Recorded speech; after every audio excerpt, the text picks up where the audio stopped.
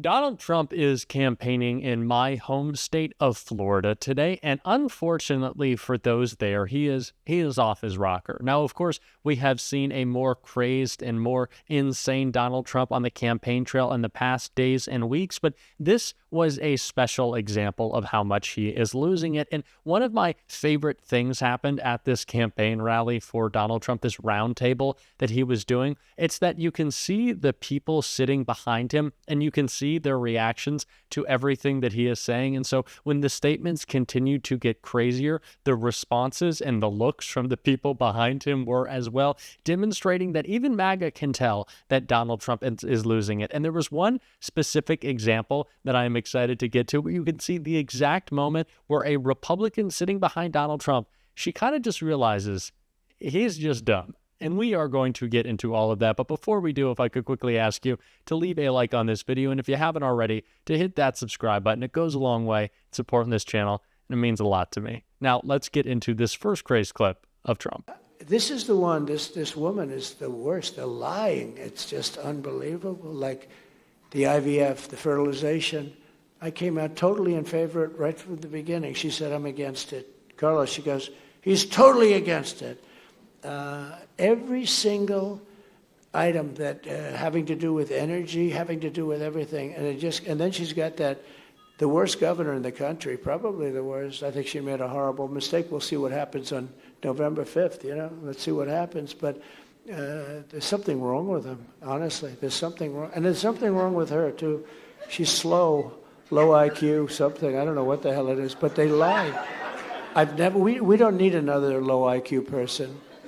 We had one for 4 years. We don't need another one. The angry projection couldn't get much worse, even though it does in this next clip we are about to check out. But the assertion that Kamala Harris is the one who is a liar or isn't a smart person just goes to show how insecure Donald Trump is about the way he is being framed in the final days of this race. I think even he can acknowledge at this point that the mainstream media is finally starting to cover his cognitive decline, that Republicans are starting to realize how much he is slowing down. Of course, they are so tired of having to defend these increasingly crazy outbursts that he is making. And so he's trying to push that all on Kamala Harris. But in doing so, only really makes himself look worse. We can tell it's projection, just like we can in this clip right here. It'll be close. I mean, she's sleeping right now. She couldn't go on the trail.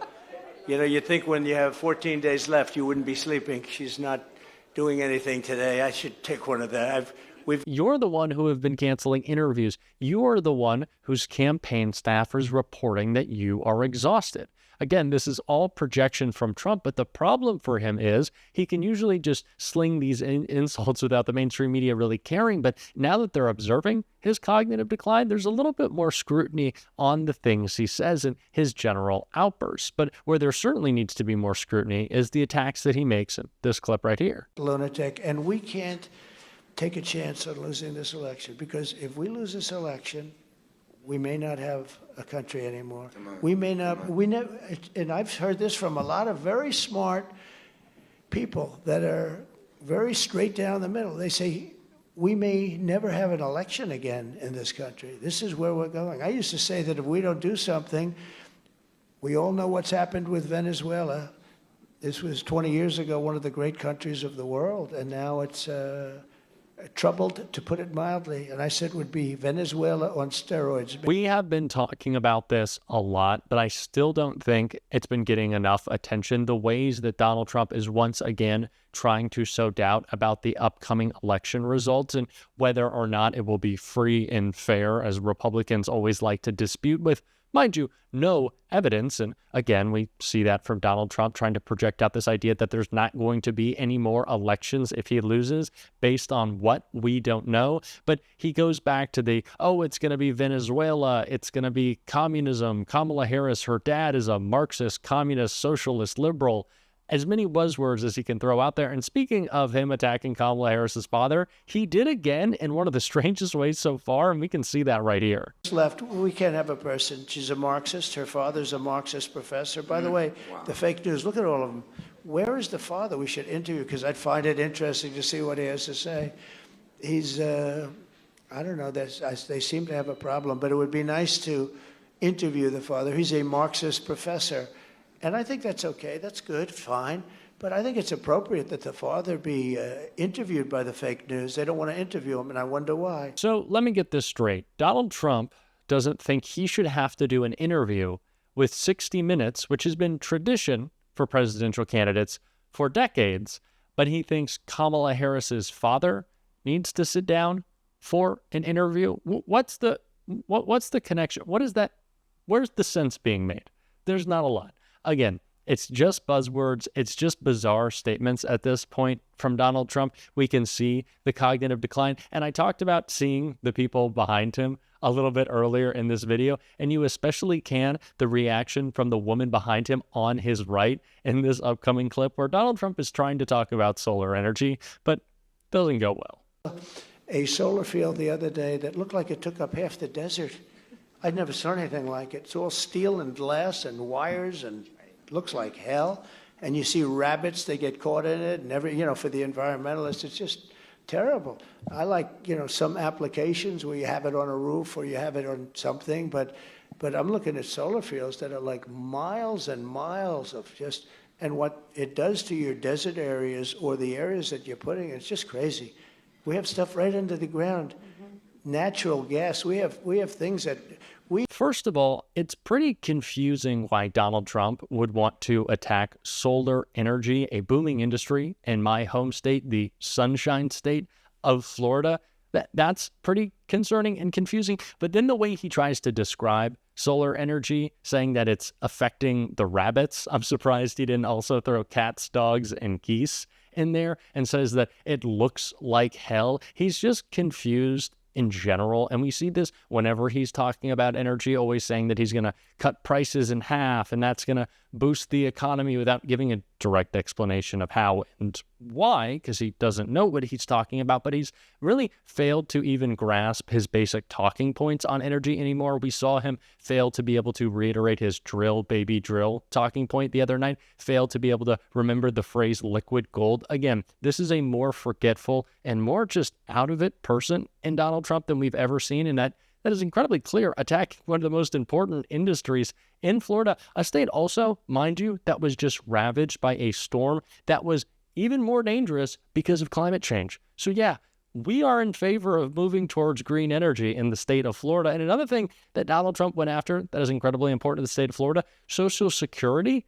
Kamala Harris hit him on last night. And actually just today, I believe it was, within the last 24 hours or so, an independent review of Donald Trump's policy on Social Security has indicated that under his policy, Social Security would become insolvent in 6 years.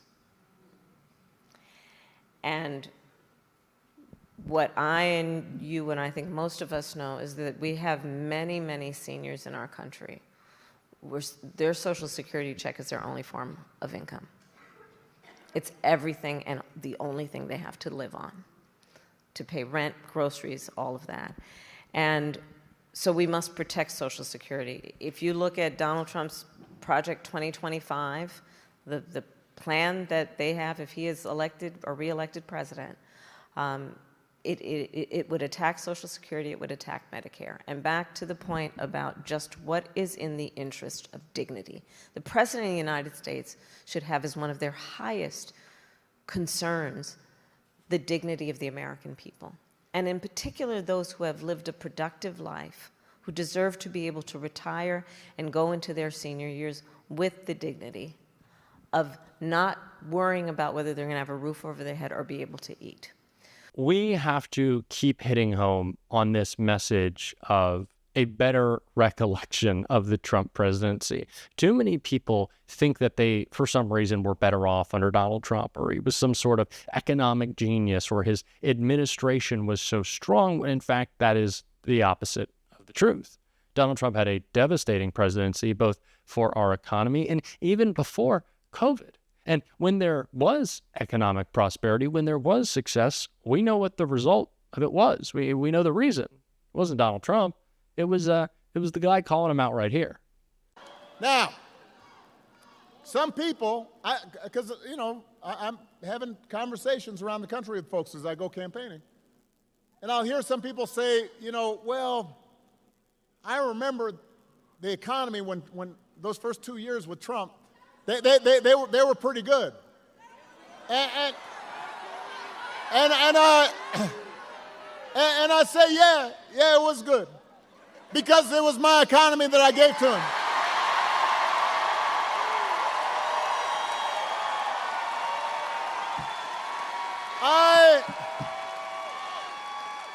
I had spent the previous 8 years cleaning up the mess that Republicans had left me.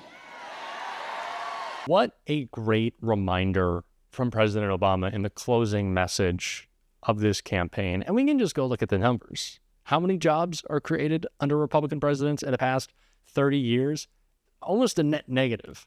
Democrats are always cleaning up the mess of a Republican depression, a Republican recession, a Republican collapse, as was the case in Donald Trump. And I don't want to have to do that again. I don't think we want to. So how about we just move forward?